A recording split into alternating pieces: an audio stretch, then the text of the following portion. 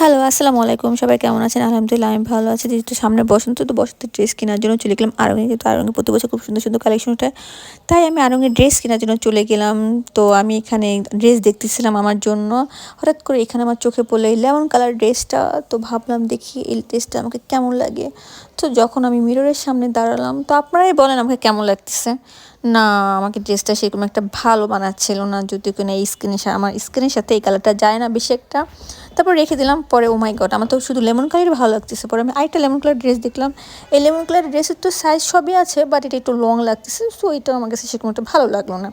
তাই আমি এটা রেখে দিয়েছি। তো আমি আবার দেখতেছি ড্রেসের কালারগুলো মোটামুটি, জানি না কেন জানি এই আড়ং-এর কালেকশনগুলো আমার কাছে সেরকম একটা বেশি ভালো লাগতেছিল না।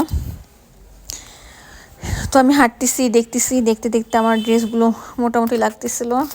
তো ভাবলাম কি করি। তো এই যে দেখতে দেখতে আমি উপরে চলে গেলাম। ওখানে যে দেখি ওমা, এখানে তো একটা আন্টি দাঁড়িয়ে আছে এবং তার পাশে অনেক বাচ্চা কাচ্চা দাঁড়িয়ে আছে।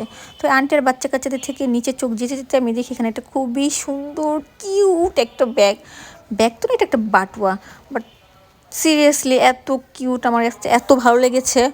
বাট এটা তো শাড়ির সাথেই ভালো লাগে, তাই রেখে দিলাম।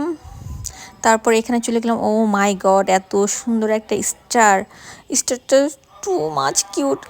তো এটাও রেখে দিলাম। হঠাৎ করে চোখে গেল উপরে একটা খুবই সুন্দর পিলো, দেখেছেন? যাই হোক, আমার কাছে সেরকম একটা কিছু ভালো লাগে না, তো আমি বাসে চলে গেলাম। টাটা, আল্লাহ হাফেজ।